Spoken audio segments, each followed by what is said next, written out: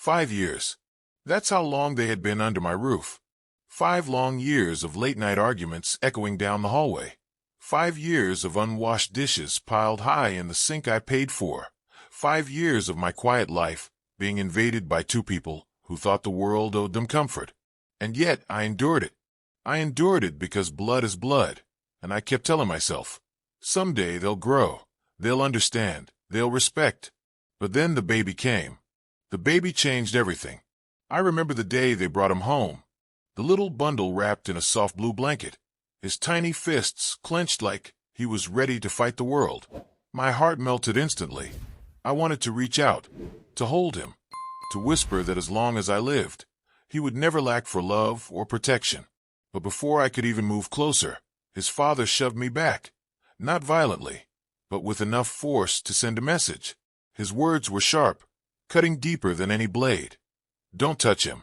He's not yours. Don't even try. The living room went silent. My daughter's eyes darted between me and him, and I thought, just for a second, she would defend me. But she didn't. She lowered her gaze, clutching the baby tighter, and followed him into their room. The door slammed, and in that moment, the house I built, the home I sacrificed for, no longer felt like mine. Days passed, and the tension grew thicker. The baby's cries at night pierced through the walls, but instead of asking me for help, they shut me out completely. I'd hear the father mutter under his breath whenever I walked by, words like burden and old man. Once, I overheard him say to my daughter, "We need to get out of here before he poisons the baby with his ways." That struck me harder than I expected. Poison? Me. The man who kept the lights on for years, while they lounged and complained? I stayed quiet. I swallowed my pride. I told myself the baby was innocent, that my silence would buy me time. But with every passing day, the disrespect deepened. They left messes for me to clean. They drained the pantry without contributing a penny. And when I asked for even the smallest courtesy, like lowering their voices past midnight, I was met with rolled eyes and mocking laughs. One evening, as I came home with groceries, I found them arguing in the kitchen. He was yelling about money again, blaming my daughter for not working enough, blaming me for not handing them more. She stood there, silent, rocking the baby, her face pale and tired. I placed the bags on the counter and tried to speak calmly. The bills are paid. You don't need to worry about money right now. Just focus on the baby. But instead of gratitude, he turned on me. His voice boomed through the house. This is MY family, not yours. Stay out of it. If you can't, then get out of your own house. Yes, that's exactly what he said. Get out of my own house. I wanted to scream. I wanted to remind him of every month he lived under my roof rent-free, every meal he devoured from my table, every time I kept the peace when my daughter cried in silence. But I didn't. I simply stood there, breathing slowly, and walked away. Because deep inside I knew something. Storms don't last forever, but when they pass, they leave behind wreckage. And I was beginning to wonder if maybe it was time for this storm to finally end. The breaking point came a week later. I was in the living room, rocking gently in my chair, when the baby's cries grew sharp and desperate from the other room. Instinct took over. I rose, walked to their door, and lightly knocked. "Do you need help?" I asked. No answer. The cries grew louder. I pushed the door open, and there he was, the father, pacing with frustration, holding the baby awkwardly as though the child were a burden, not a gift. My daughter sat on the bed, exhausted, her eyes glazed over. I stepped inside, reached out my arms, and said softly, "Let me take him, just for a while. You need rest." And then it happened again. The shove. Harder this time. His face twisted with rage. "I told you don't touch him." The baby wailed, my daughter flinched, and I stood frozen. Something inside me cracked at that very moment. Not anger, not humiliation, something deeper. The realization that I wasn't just an unwanted presence in my own home. I had become the enemy. I turned and walked out, but as I closed the door behind me, I made a silent vow. I would not be shoved aside again. Not in my own house. Not in front of my own blood. If he wanted war, he would soon learn just how much fight was left in the old man. And I wasn't planning revenge for myself anymore. I was planning it for the baby, the innocent child who deserved to grow up in a home built on love, not hostility. Little did they know, the house wasn't just walls and a roof. It was history, sacrifice, and legacy. And if they thought they could strip me of it, they were about to face a truth they weren't prepared for. Because I had been quiet for too long, and now it was time to speak. I began by keeping a careful record of everything. I wrote down dates and times of insults and incidents, the way he slammed cupboards, the nights the baby cried and no one answered, the mornings I found diapers left empty in corners and wrappers strewn like evidence of careless living.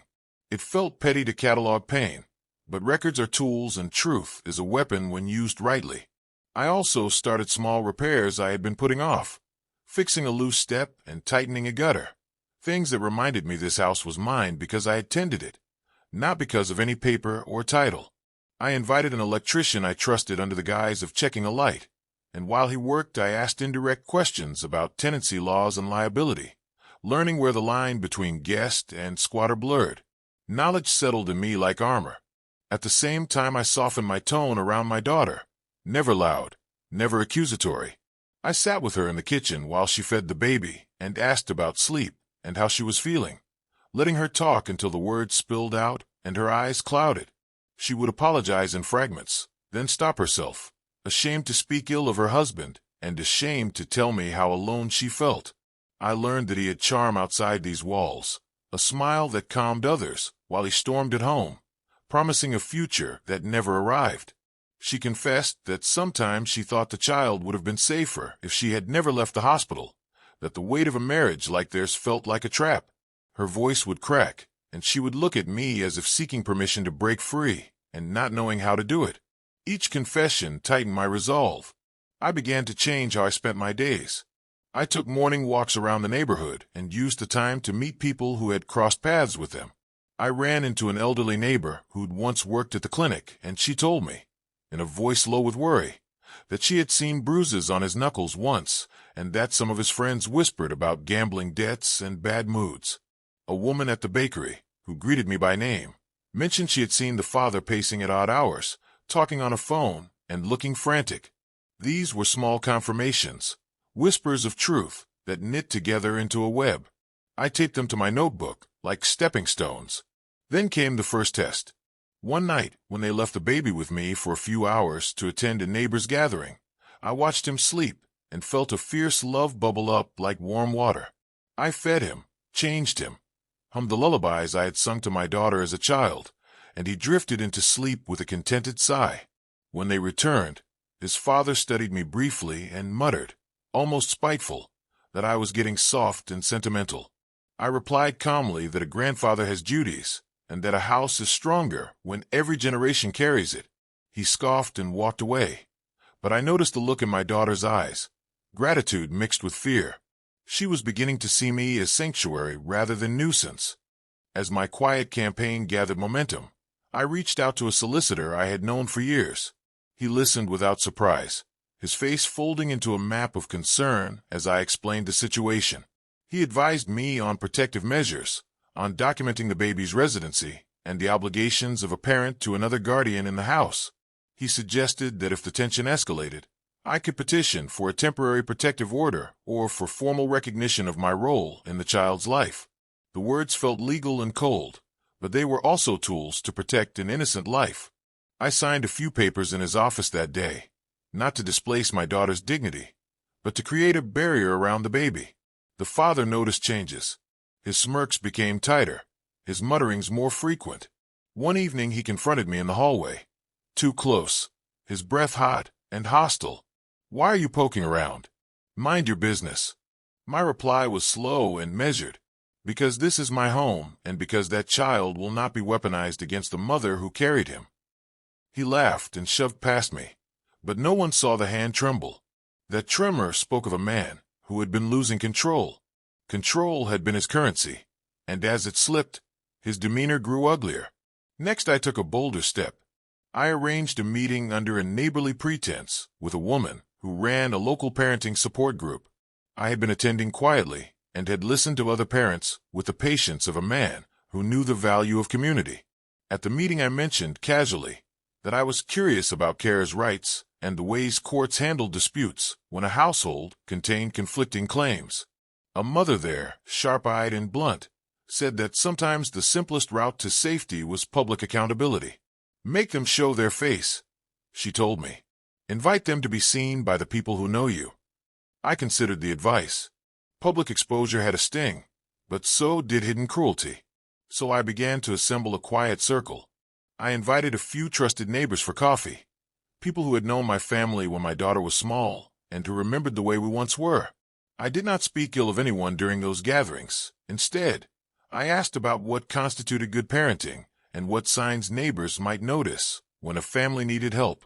Their answers were gentle and direct, and once a few voices were aligned, I had a small, steady chorus who could offer credible observations if needed. Community is a shield as much as a comfort. Meanwhile, I kept up appearances for my daughter. I mended the baby's blanket myself when I found tears. I learned new songs, and I let the little boy curl his tiny fist around my finger in sleepy trust. In private, I left gentle notes under my daughter's door, offers of help, a promise that she need not ask for anything directly if shame stood in her way. I wanted her to know I was there, not as a judge but as backup. The notes made their way into her pocket. Sometimes she would read them and then, quietly, phone me at 2 in the morning to say simply, "I'm frightened." I listened without sermon, because fear needs a listener more than a lecture. One night, when the father stormed in reeking of alcohol, voice slurred and accusatory, my daughter flinched and the baby began to cry. I stepped between them without thinking, feeling a grandfather's steel in my hands. The father raised his voice and his hand, and the panic rose like a pulse in my ears. I had no wish to fight, but I also had no desire to see the child harmed. I called the neighbor chorus I had built, and within minutes the door was being knocked upon by polite, concerned faces. He flailed at the attention, swore and staggered, and faced the simple truth of being witnessed. Shame wrapped around him like a rough blanket. He left that night, grumbling, but the energy of that moment shifted the house. The baby slept through the noise, and my daughter cried with relief rather than despair. From that point the balance began to tip. The father's rants became less frequent, and his attempts to dominate the space were softened by the knowledge that the neighborhood watched. He adapted, sulking instead of raging, and always keeping the baby close like a talisman. I used the momentum to take another step. I persuaded my daughter gently to attend a health check at the clinic with me for the baby, citing routine vaccinations and screenings. The nurse, kind and professional, asked routine questions and glanced at the father's responses, then quietly made a note in the file that the mother appeared stressed and that the baby was showing signs of slight underweight. The nurse offered resources, and the paperwork would now exist as a neutral record of concern. It was the paperwork, quiet and bureaucratic, that would matter most later. Records build a trail. Witnesses make truth harder to dismiss, and patience makes a case that cannot be shouted down. By the time winter rolled and the father had fewer allies and quieter words, he still pushed at boundaries, still tried to reclaim the language of ownership, but the house had grown a different rhythm. Laughter returned occasionally, tentative and brittle at first, then more honest. My daughter learned to accept offers of help. The baby gained weight and began to smile more often, rasping little noises that brightened the day.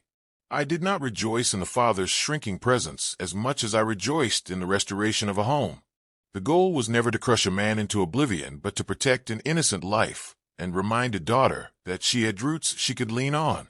I still carried the record of every insult, every shove, and every absence, not as trophies of pain, but as proof that can be used if necessary. Justice often waits on the lap of evidence, but mercy sits beside it as well. And as the seasons turned, the house that had trembled under harsh words began to stand straighter. The baby learned my face and reached for it in wonder, his ginormous eyes finding something steady to trust.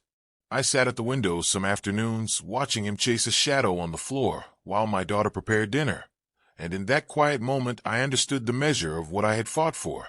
It was not ownership of a house, but the preservation of a childhood, a chance for laughter to outlast fear.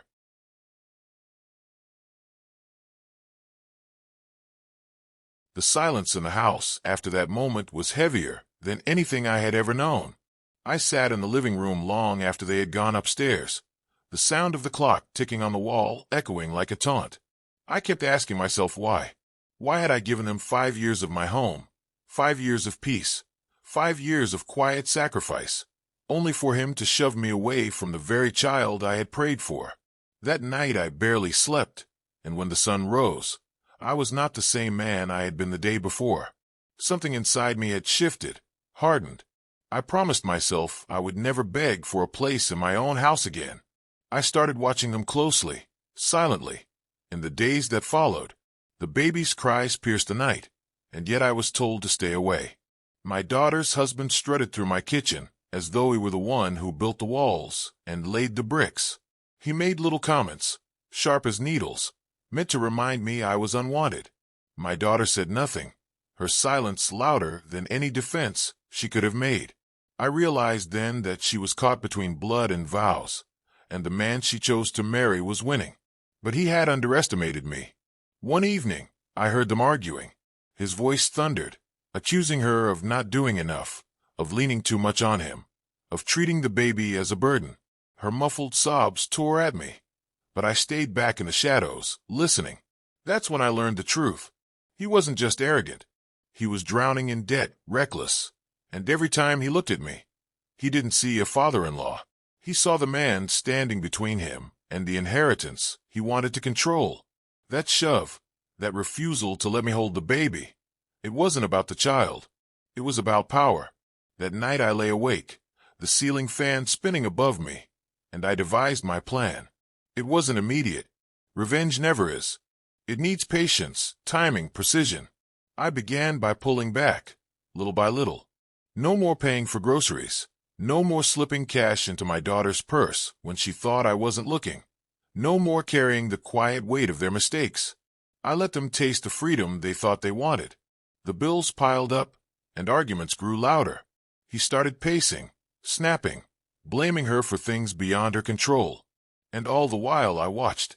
One morning, he stormed into the living room, holding a letter in his hand. His face was pale, his anger boiling. He had defaulted on a loan, and now collectors were circling. He demanded money from me. Not asked, demanded, as though I was some servant living under his roof. I looked at him, and for the first time, I let the silence hang between us. Then I told him something he wasn't expecting. This is my house, not yours. My rules, not yours. You don't shove me in my own home. His face went red with rage, but the crack in his confidence was visible. The breaking point came sooner than I expected. One night, during dinner, he snapped at my daughter so viciously that the baby woke screaming. She rushed to soothe the child, and he slammed his fist against the table, making the dishes rattle. That was enough. I stood up, calm but resolute, and told him it was time he packed his bags. He laughed at me, said the house was as much his as mine now.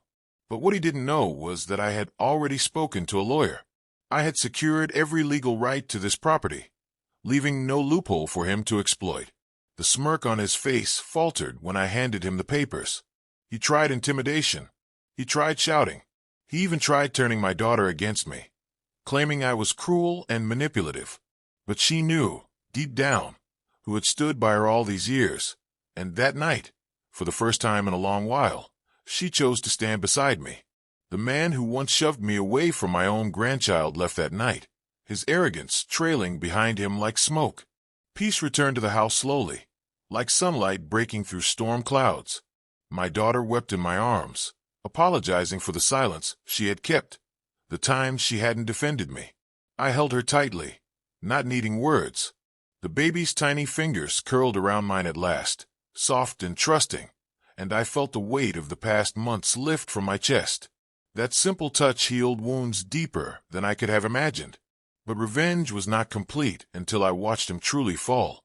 Weeks later, I learned he had been forced to move back in with his own family, stripped of pride, haunted by debts, his reputation shattered. He had lost everything he had tried to steal from me. And in that moment, I understood something profound. The sweetest revenge isn't loud or violent. It's quiet. It's watching those who wronged you unravel under the weight of their own choices, while you stand firm, unbroken. Now, the laughter of my grandchild fills the halls of my home. My daughter has begun to rebuild, her strength shining through the cracks of what was once a fragile silence. And me, I have reclaimed what was mine all along: respect, dignity, love. If this story left you thinking about loyalty, betrayal, and the power of quiet revenge, make sure you subscribe now so you never miss the next tale that will shake your heart and stir your soul.